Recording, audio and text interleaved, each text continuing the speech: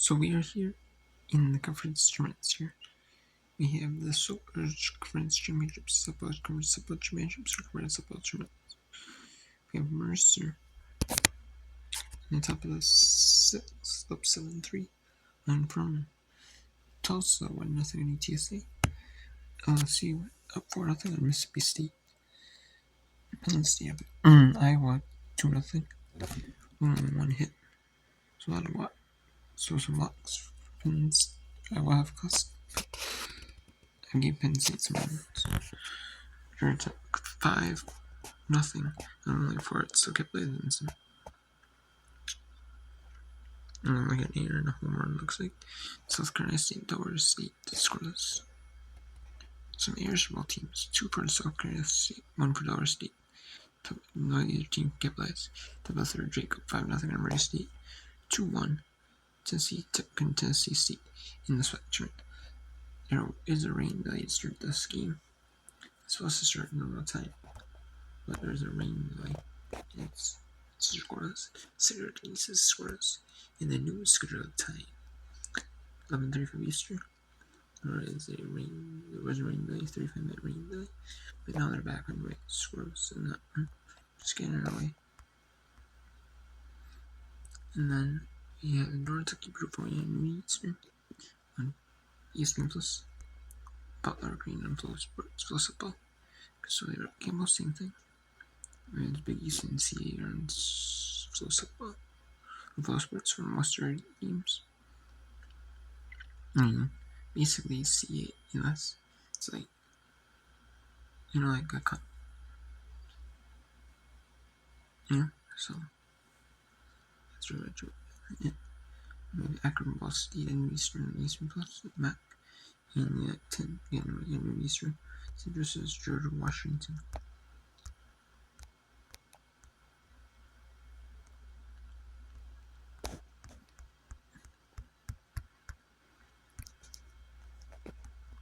Let's go to a competitive game here.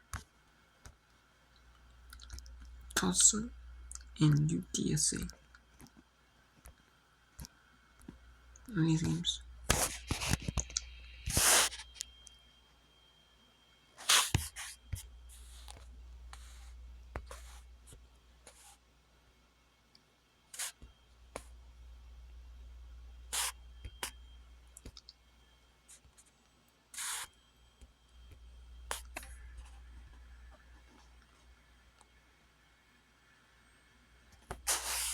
Secret Kinesis in the second. And you guys will what, right? Right.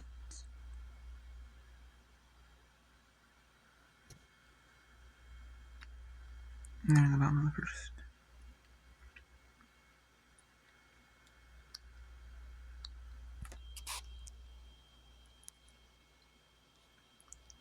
Okay, so let's go to UTSA at Tulsa. UTSA, or not UTSA at Tulsa, UTSA versus Tulsa. I should say.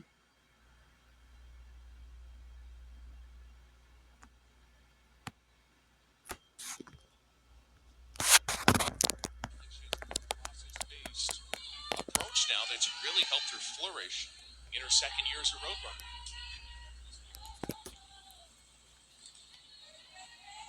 Nice 2-0 offering. Bit of a hesitation out at ball 3, and Savannah's got more. Yeah, listening to her talk about the experiences she was having with her mom, not only the mentorship, but especially playing on a really successful high school team at Lake Creek High School. They won state champion. She has caught incredible pitchers. Emily Kennedy, the All-American at Texas A&M, Ava Brown, the freshman Gator who's having a great season. She's able to trying to beat it out there on offense, but it's her defense too that having those experiences with her mom on great teams is really impacting. That was a really close play on the sack attempt at first. They're going to send this to video review. But Savannah touched on something that I think is really interesting, that she caught for 2 of maybe some of the better arms in the SEC in her high school days, and now can take that experience into the college level with her as well. Well, I think that's one of the most difficult things for college catchers to adjust to is just the added speed and movement when you get to this level, because you have these pitching coaches who work every little detail. They figure out how to get the best out of their pitchers, and so as a catcher, you have to adjust to that as well and figure out how you're going to catch that spin and that strength. And Wojcinski does a great job of that. Let's see how close she was, because on first look, Maria, to me, I don't know. That might be safe. It's close. It's very close. I think we have a pretty good angle of it. Let's watch it again. Her foot, just watching that rewind there, looks like it's on the base before that ball enters the glove. I think if you go frame by frame, the main thing to remember, though, is it was called out on the field. So they have to be 100% certain that you can overturn this. So we're looking at the same thing the umpires are. From what I'm seeing, I'm saying that she looks safe. Now, it's harder to tell from that angle, right? But the angle that we were just looking at, that frame by frame, did look like she beat the throw. I think they're looking for a clearer view of when is that foot actually planted. And you know what the tough part is about it is just the way that the stretch is over at first. You see her right foot there. Yep. Yeah. I think that's your definitive angle. Yeah, I agree. All right, let's see if our umpiring crew agrees. And they do. But what a job there by Kaylee Wojcinski to beat that out. You know, I think that most people think to be able to bunt for hits, you need to be incredibly, incredibly fast. It's actually way more about placement and reading the defense than it is about how quick you are. Yes, it helps if you're fast because then if you misplace a bunt, you're good to go. Kaylee Wojcinski did such a great job of just finding where the Tulsa defenders weren't, deadening that bunt, and then just getting on her horse and beating that ball out. Now you get one of your best hitters by average, Sabrina Wickoff, who is 0 for 2 today, did have a fly out to center her last trip. So the catcher lays down a bunt single and a leadoff single from the DP, Jalen Pritchard. Wick will take ball 2 here.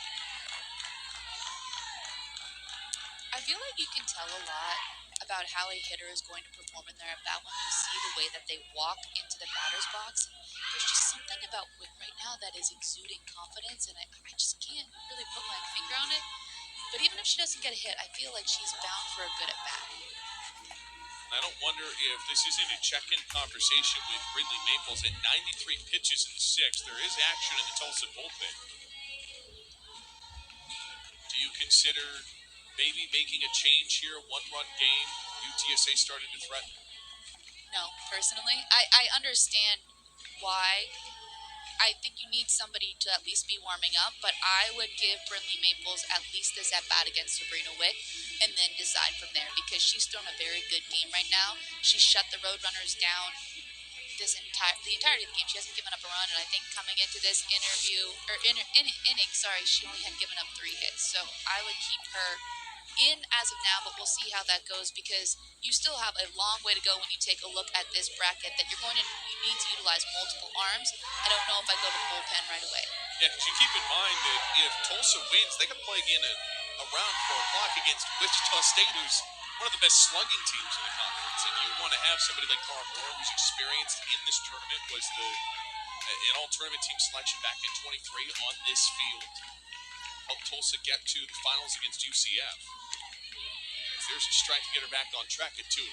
And now I'll play devil's advocate with myself, right? Because in order to play in that game, you have to win this one right here. So you're going to pull out all the stops. I just think right now you're still in an okay position to leave Maples in there. Takes a lunge at it, and Maples battles back 2-2.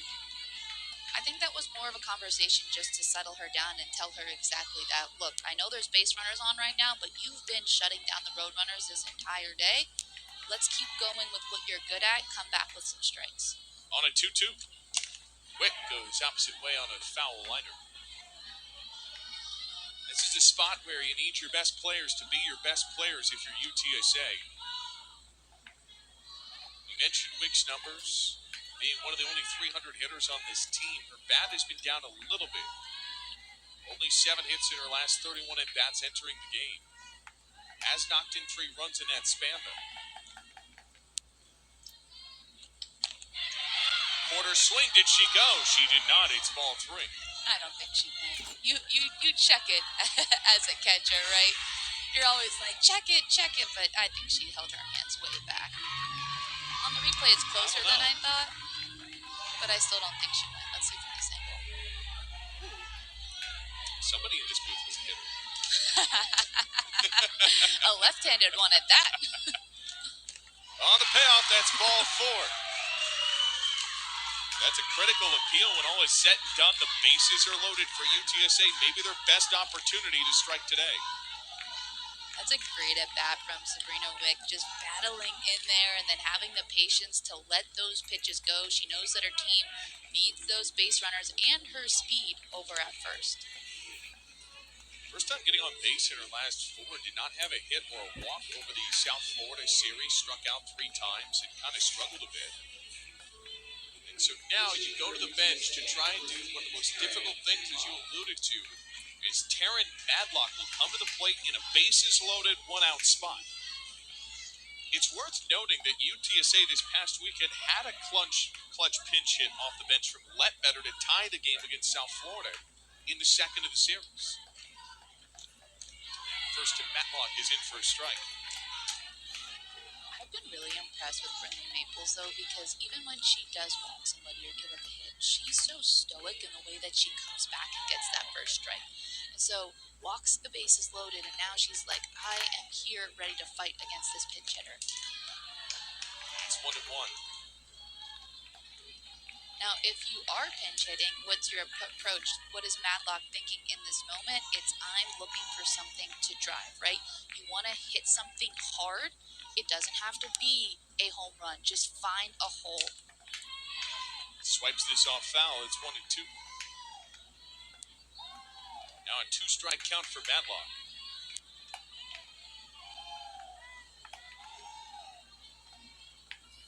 And 2 at-bats over their last series.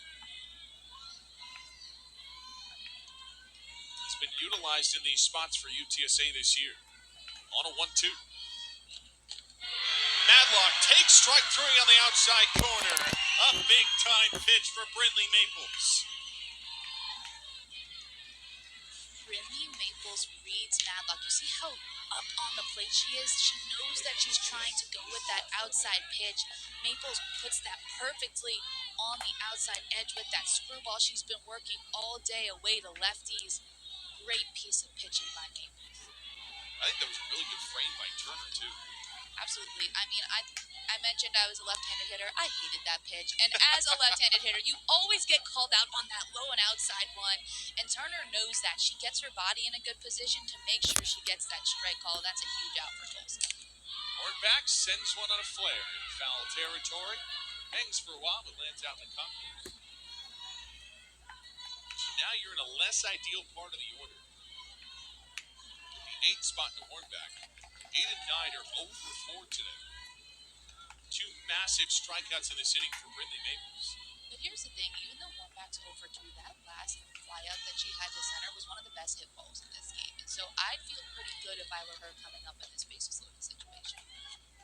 On 0-2 out in front of a change.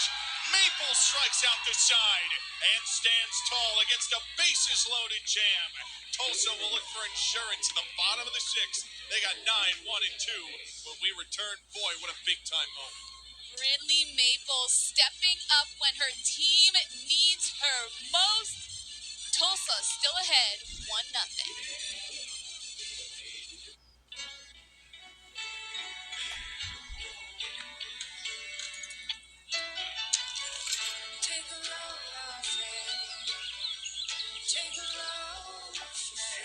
Today, we accomplished nothing. I mean it, not a thing. And it was kind of everything. Life's a trip. Make the most of it at Best Western.